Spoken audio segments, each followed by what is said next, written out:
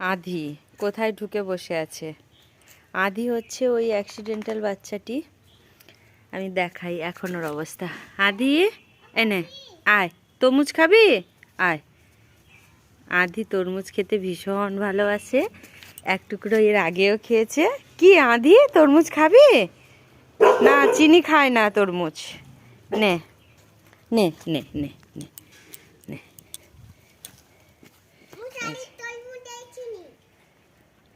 আধি ভীষণ ভালোবাসে তরমুজ খেতে। হ্যাঁ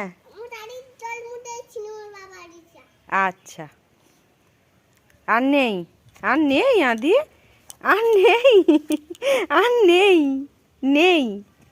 তরমুজ খাবি? হ্যাঁ, আর নিয়ে আসবো।